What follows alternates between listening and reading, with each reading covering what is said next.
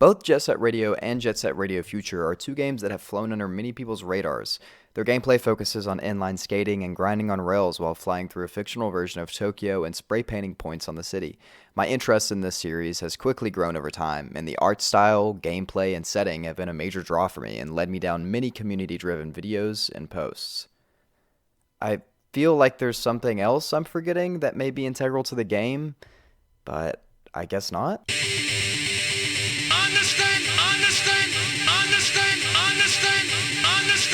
Understand the concept of love. Understand the concept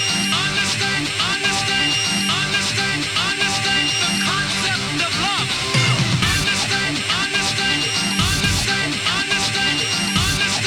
Understand the concept of love. Okay. The Jet Set Radio games have my favorite soundtracks I've ever heard in a video game.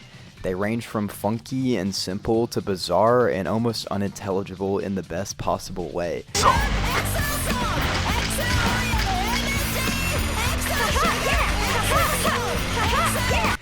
Like many other aspects of Jet Set Radio, these soundtracks were completely ahead of their time, and the man behind them, Hideki Naganuma, is someone whose work has been respected for years.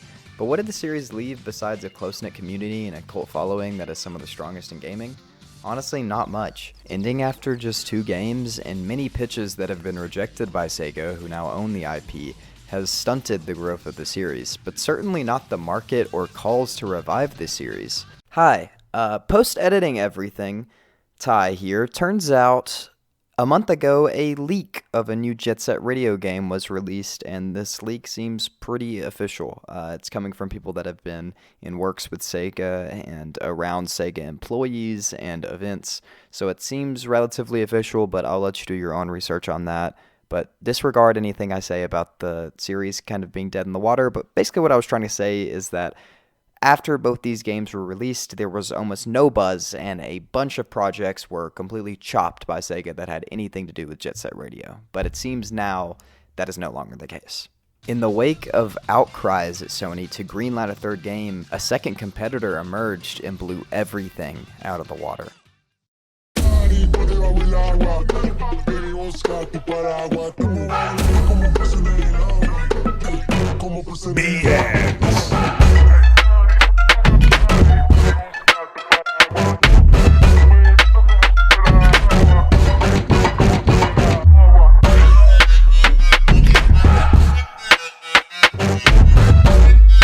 Cyberfunk is a game that certainly takes liberties from Jet Set Radio and also has the coolest video game name of all time. And today I'm going to cover 3 very quick reasons of why you should add this game to your watch list, the same way that I have for over 2 years now. But before we get into that, let me throw in some background information. This game is being developed by Team Reptile, who has also developed Lethal League Blaze, which is a fighting game in the similar style to Jet Set Radio and Bomb Rush Cyberfunk. It also similarly has a fantastic soundtrack and overwhelmingly positive reviews on Steam. Another very important detail that I kind of go into more later in the video, but I would like to point out here, is that Bomb Rush Cyberfunk is being released over 21 years later than Jet Set Radio Future, which is the most recent entry in the Jet Set Radio franchise. With this time, hopefully things like auto-saving.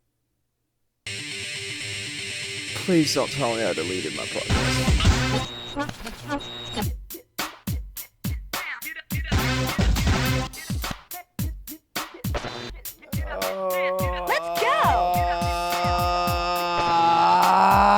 And other things that are now commonplace in modern gaming will be added into this game and majorly improved on from Jet Set Radio Future. Okay, background information out of the way. Now let's get on with the video. Number 1.